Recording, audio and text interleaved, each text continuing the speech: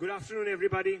Nice to see you here in attendance. This is an important session, and we have the privilege of speaking to somebody who has been at the helm of the entire judicial system till just a few days back, former Chief Justice of the Supreme Court of India, Mr. Uday Lalit, and with us also Mr. Harish Salve, who is joining us virtually. None of these gentlemen require any introduction from me specifically, so let's get to the questions. Justice Lalit, let's talk a little bit about reforms.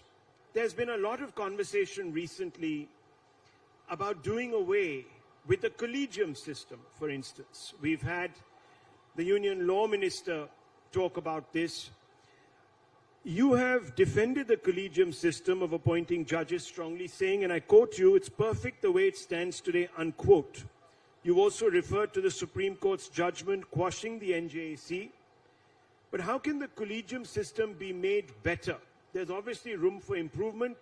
If it's not about losing control over appointing justices, then what other via media can we hope for?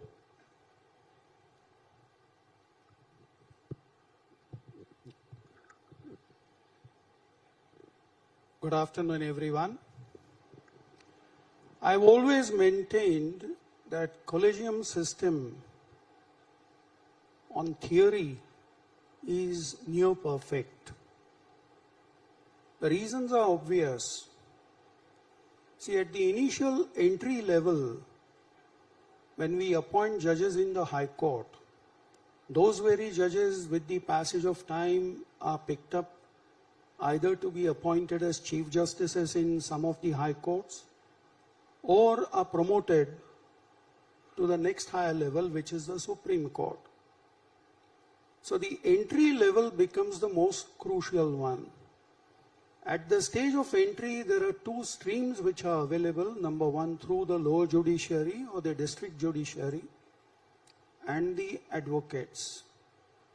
The district judiciary, because of the very pyramidical structure and subordination of courts, the High Court is always in control of the district judiciary. They are aware of what kind of talent do they have. They normally, through appellate or revisional proceedings, see the judgments which come before them. So they test the ability day in and day out.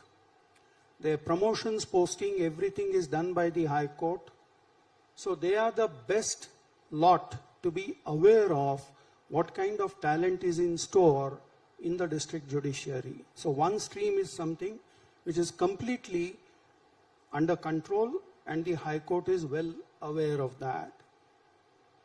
The second part, which is through the other stream, is through the advocates, that is those who practice at the bar.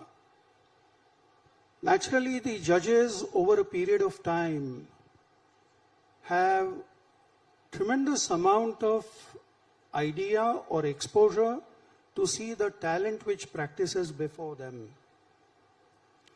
They are again well aware as to where exactly the advocate or the counsel stands, whether is he good enough in presenting a particular legal issue, is he good enough in articulating what the legal understanding or the legal conclusions ought to be drawn. So therefore the talent is again seen by the High Court, the senior judges of the High Court. The collegium at the High Court level comprises of 3 persons, Chief Justice and 2 others. Chief Justice is normally from outside. Again, it ensures element of objectivity and not any kind of partisan approach. At the same time, one of them will always be a local person. So therefore, if any essential inputs are to be given, the inputs can certainly come from such person. It is after this that certain recommendations are made. Then there are few screening levels which are still available at the state government level. When the matter reaches here, the central government, the Intelligence Bureau gives you the profile so far as if the person concerned, there is anything wrong with that persona. Lastly, the consultee judges who are here in Supreme Court and who come from that particular High Court, supposing if we are considering appointments in Bombay High Court, then those who were associated at some stage or the other in their careers as judges of the Bombay High Court or judges who were transferred to Bombay High Court, their inputs are also collected, and it is only after that that we finally, what emerges from the collegium is the acceptance of certain names. Now, in this process, see, the judiciary is always integrally connected at two levels, lower judiciary as well as the advocates who practice. And that is precisely why, rather than any outsiders, say for instance political executive, judicial organ or the persons who come from judiciary are better equipped to judge the talent. And that is why I always maintain that collegium system is better of the two. Mr. Salve, what do you make of this argument that Justice Lalit has presented? It's really about assessing the merit, and those who have been in the system can do so best. I've been a trenchant critic of the collegium system, and I continue to be so. And the current workings, including the public's controversies which have surfaced, have established that the system is not working as it should. And I've been a critic for various reasons. The Supreme Court in 1991 was driven to construe provisions of the Constitution which had worked well for the first 3 decades plus of the Constitution, where the executive appointed judges in perfect harmony. And let's remind ourselves, some of the finest stellar members of the Indian judiciary came from that process. The Krishna Iyers, the Bhagwatis, the Tulsapurkars, the Chandrachud Senior, they all came from that system. Judges who held basic structure reins in the government came from that system. Subbarao came from that system. So we have had some stalwarts who came from that system. That system fell into disrepair when the executive started exceeding its brief and breached the protocols. In 1991, Supreme Court was driven then to holding that consultation means concurrence. Now, in no language does consultation mean concurrence, but the Supreme Court was driven to hold that. That was a fix for that moment. What followed post-91 showed that all was not well in this system. No judiciary in the world appoints itself. It's unheard of. To suggest that, and the NJAC judgment is deeply flawed in my opinion. That's my view. To say that to preserve the independence of the judiciary, it's only the judges who must appoint judges, would suggest that the American Supreme Court, would suggest that the UK Supreme Court, would suggest that the Canadian Supreme Court, would suggest that the Council d'État in France, etc., are all not independent, which is wrong. Or is it an indictment of the Indian character and a wholesale sense of disapproval or a vote of no confidence in the working of the wings of the Constitution to say judges and judges alone must appoint judges? I agree entirely with Justice Lalit that the critical input on the assessment of talents of a person can come from the judiciary. But it's quite another matter to say that the judges must be the sole arbiter of who is to be appointed. It's flawed on principle and it's flawed on policy. And thirdly, people like me have always maintained that the Supreme Court is ill-equipped to deal with the kind of controversies which arise in the appointment of judges and in the transfer of judges. And we have seen that happening. The judiciary is an institution which must only be required to speak through its judgments. And that's what they do. That's what our judges do. They deal with the most delicate cases, the most difficult cases, and they speak boldly through their judgments. And that's what they do. And that's why we say you may criticize their judgments. Don't criticize the judge, criticize his judgment if you don't like it.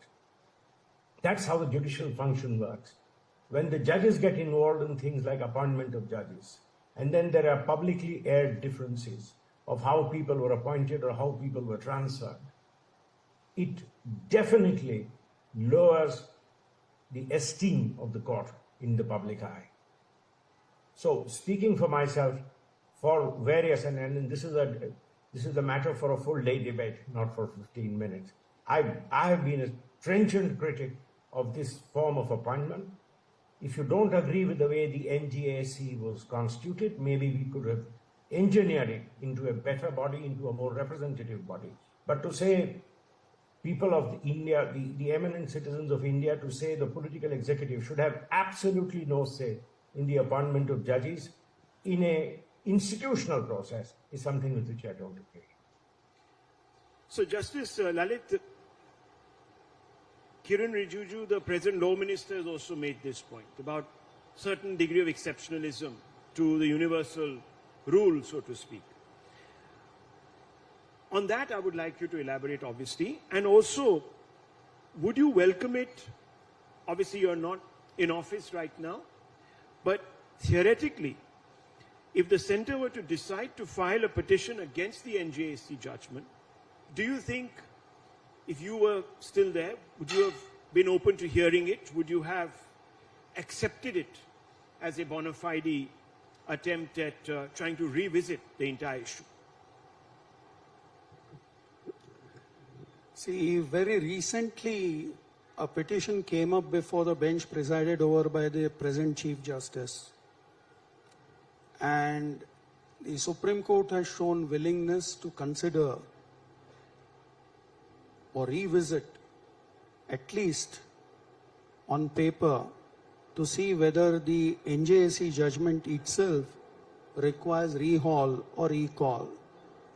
The matter hasn't reached a stage where perhaps a larger bench is constituted and we go to the real hearing in the matter, but at least at a preliminary stage, the Chief Justice and the bench was receptive enough to say that very well we will consider the matter, and the matter is still engaging the attention of the Supreme Court. So I take it as willingness. See, any process, any thought process, or any idea or regime which has been put in place must always have a window where new thoughts, new ideas can be welcome. Okay. And at the same time, in case there be any course correction which is required to be made, there must be enough inclination to indulge in this course correction. And that's exactly what this particular matter which was placed before the Chief Justice's court signifies. And on part A, the fact that the executive can't have any role, even though internationally that is the case? See, you are right. In many jurisdictions, the judges of the Superior Court are appointed by the Parliament and the executive. Ours is a very unique idea where the judges appoint their own successors. No, but in principle, sir, do you think a closed system such as this, which stands out like an island of exception, can be perpetuated in a democracy that demands constant transparency?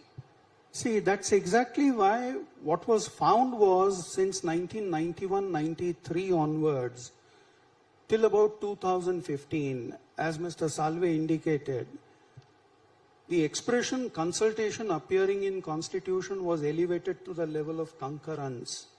And on that basis, we had this collegium system. The collegium system was in existence. It was sought to be modified in 2015. Even that attempt was not accepted by the Supreme Court, the Constitution bench. So therefore, as of now, we are working under this system, which is the collegium system. If there be any areas, any wrinkles which need to be ironed, the court will certainly consider as and when the occasion comes up. No, but again, I'm going to press you on this because it is an important principle. You look around you in civil society and you have systems where there is, for lack of a better word, bhagidari that goes beyond consensus. So I want to ask you this. On principle, do you believe you should have a closeted and cosseted sort of system where people are not answerable to anybody else, really, but themselves in the appointment of themselves? See, there are always instances where one can say that you have got wonderful appointments. At the same time, there may be certain instances where one can say that these are not so good appointments. In the earlier system also, there were excellent appointments, as Mr. Salve referred to. Somebody like Krishna Iyer, who in just about 15 days, over 5 years, was brought to the Supreme Court. In today's scenario, we can't even think of a person getting to the Supreme Court in 5 years flat. But these are exceptions, certainly yes. At the same time, a system which is in vogue, which is in operation, as of now, I don't see any reason why the system should be completely displaced or discarded. If it ain't broke, don't fix it. That's what you're saying. No, according to me, there could be certain areas which you need to overhaul, but these are only ironing the wrinkles which are there. Okay, so Justice Lalit, for the record, you haven't still told me what is your mind on basic principle of allowing somebody from outside, whether it's the government or the executive or what have you, from being a participant in this process. So just for the record, but yes. See, I was a judge for 8 years. Naturally, as a judge, I have taken oath. That oath is that I will uphold the Constitution as by law established. Something which has been established in the Supreme Court for last about, say, with 3 judgments, including the one which was rendered in 2015. As a judge, I'm obliged to work under that system. Okay, let me go across to Mr. Salve once again. Mr. Salve, we are talking about transparency. Do you believe the government too needs to be transparent? For instance, if it chooses to return a file to the Supreme Court, collegium of a judge who has been nominated or cleared for appointment, should the public also not know why the file is being returned? To take this a step further, should the IB report and the background checks, etc., made public? Should it work the other way also? This whole process, quite frankly, and if I may not mince my words, this whole process has become pretty hopeless. I'm sorry to say so. Today, the IB gives a report. Today, you ask a person to become a judge. You ask the IB to report. The IB reports partly gossip. Do you want that to come in public domain? I don't want my personal life to come in public domain. I may not even want to be a judge. So this whole process, this whole system is incompatible with transparency. Let me tell you 3 reasons. First of all, and this is my firm belief, all judicial institutions hear cases in public, recess into their chambers and deliver judgments. What goes on inside chambers is never, ever the subject of public scrutiny. And if somebody was to ask a judge in your meeting, when you arrived at a consensus or dissent, what did you discuss? It would be the worst form of contempt, because you're trying to undermine the judiciary. You're trying to interfere with the process by which this beautiful system works. So the judiciary's transparency is the judiciary speaks through its judgments, and that's the transparency. What judges discuss once they go into their chambers has to be protected. Here is a function where the judges are trying to come into public domain. You want one judge to pass comments on a sitting colleague in the High Court. I don't think that's the right thing to do. 3 judges or 5 judges consider the appointment of a judge to the Supreme Court. I'm not going by the gossip you've heard of what discussions take place.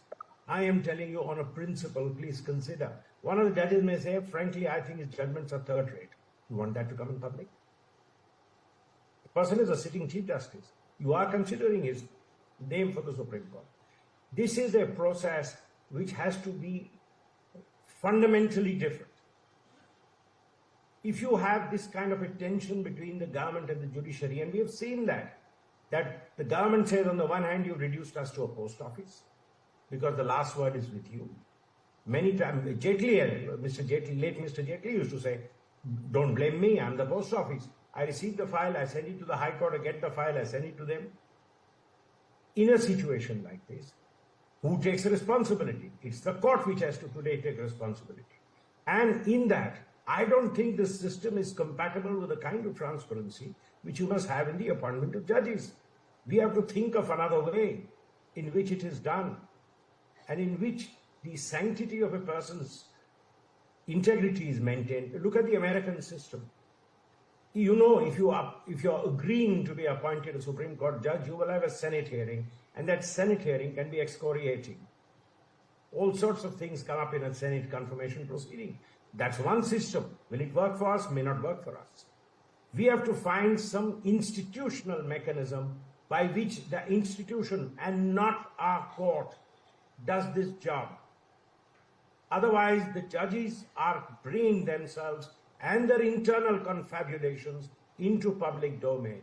The judges are bringing on public record what they feel about each other. The judges are bringing on public record what their personal opinion is of the merits of other sitting judges. And I don't think that's a good thing to do. Mr. Salve, would you call upon the government today to go up in review against the NJAC government? Would you recommend that? Well, you're assuming that the government has any interest in what I say. But if in a utopian world, I would ask the government to relook the NJAC law. The way to do it is to relook the NJAC law, see if it can be improved, and go back to Parliament and get the law reenacted. Let it be challenged in the Supreme Court. And when the earlier precedent is applied, that's the occasion to argue that that case was wrongly decided. What are the couple of improvements, Mr. Salve, you would sort of recommend if you were to relook at the bill? I think the constitution of the committee which was to appoint and the manner in which they will be selected needs further look. Maybe parliamentary control comes in instead of executive control. So maybe the 3 people or the 5 people who are appointed as being on the panel, not the judges, but the others, are maybe their names are put before Parliament for ratification or some such thing. So you can strengthen the institutional framework. One of the concerns judges had is you will have your pet people put there, and therefore it will be the law minister plus 3 of his friends who are on the system. Now that can be fixed. You can have a system by the Prime Minister and the leader of the opposition and 3 others will get together and appoint a person who then will represent the voice of the people on that system. You know, in England, for example, even for becoming now a King's Counsel, when we became earlier it was Queen's Counsel, there is an interview. And in that interview, there is one layperson who sits there to judge whether you're worthy of being declared what in India we call a senior counsel. So this is the fresh thinking which we must bring to bear in our system. Let's talk a little bit about encroachment into the legislative and executive domain. That is the court's encroachment, which is again come up in the last few days as a hot topic of discussion, especially after the law minister spoke about it. And he said, and I quote, "We told the Supreme Court that the government is thinking about changing the provision of the sedition law. Despite that, the court struck down the provision of the sedition law. I was very upset about it. That is when I said everyone has a Lakshman Rekha that they should not cross," unquote. Now, just to clarify, Justice Lalit, and you know better than I, the Supreme Court has not struck down the law. It has only told the government to exercise restraint in applying this particular law and filing sedition charges, etc., about people. Nevertheless, do you believe that the Supreme Court has encroached upon the legislative and the executive domain more than it should have? See, I have a slight difficulty because I have dealt with that matter on the judicial side. So, therefore, I can't say anything more than pure facts which are there before the court. One, way back in Kedarnath Singh, the law of sedition came up for consideration and Supreme Court said, that provided you satisfy ABC component, the provision is valid, it is constitutionally acceptable. So those provisos which are ABC must be satisfied.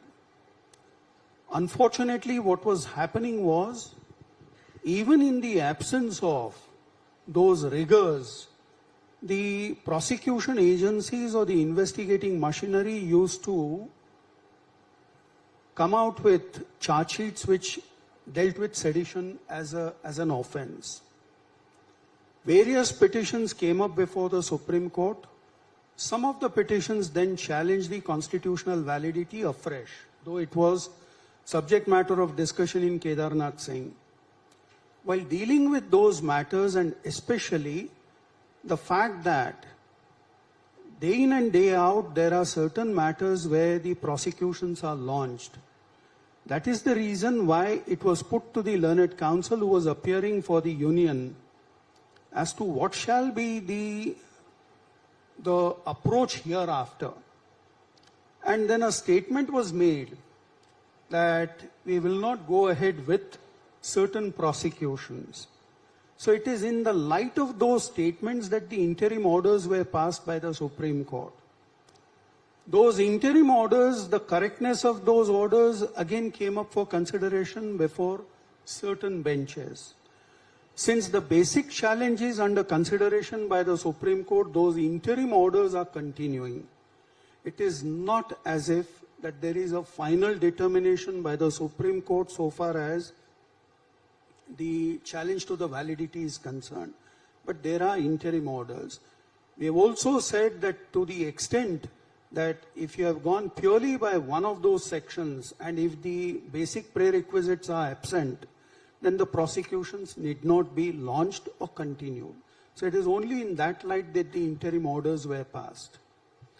I didn't mean to get into the specificities of the sedition matter, but let's explore this, because from what we see, there is seeming hypocrisy. Just recently, in fact, in the last 2 or 3 days, serious questions have been asked of the government on, for example, the appointment of the Election Commissioner. I think you're aware of this case. Now, is this overreach, or are there legitimate questions to be asked of the government here on an appointment process when some of those questions are not sort of interrogated properly when it comes to the appointment process of the judiciary? So here is where I suppose there is a tension and the government feels aggrieved. How do you respond to that? First and foremost, there is no tension as such. See, any list or cause which comes up before the court, if it requires a deeper probe in a particular direction, the court is obliged and it's duty bound to go into that issue. Now, if the appointment of the election commissioner, chief election commissioner, is challenged on the ground of certain issues, then the court is obliged to put those questions to the government. Merely because those questions are put doesn't mean that there is a tension. That's a typical way of eliciting answers, and the Supreme Court is certainly entitled and duty bound to do that.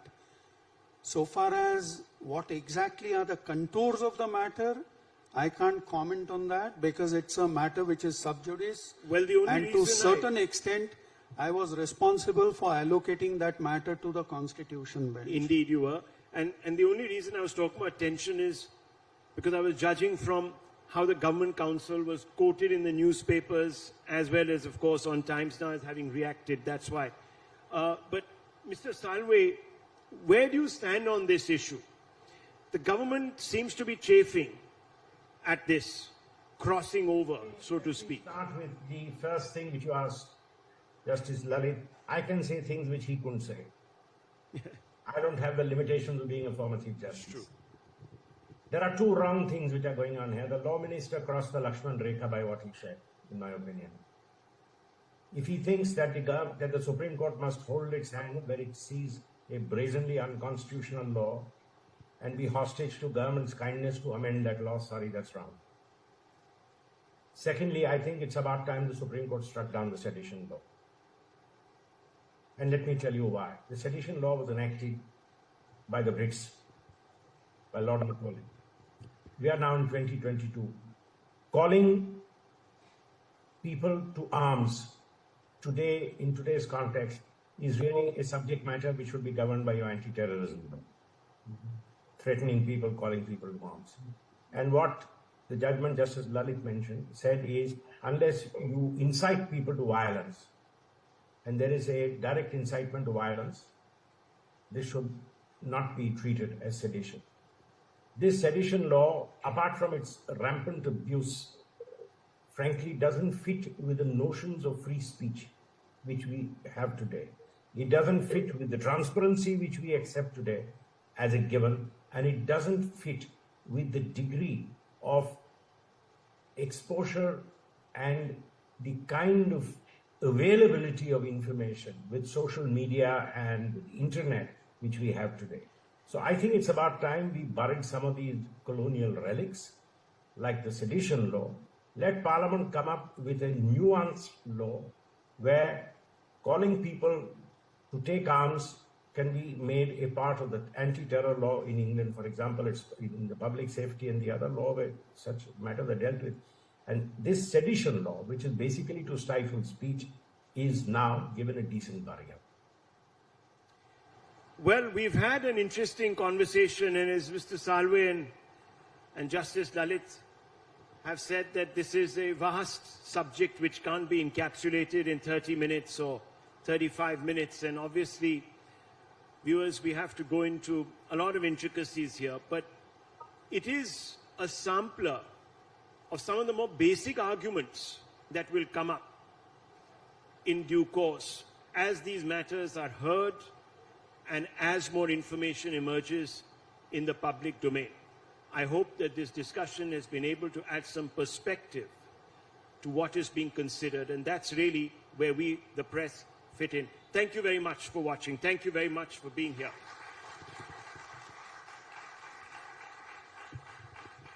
Thank you, Mr. Salve. Thank you very much.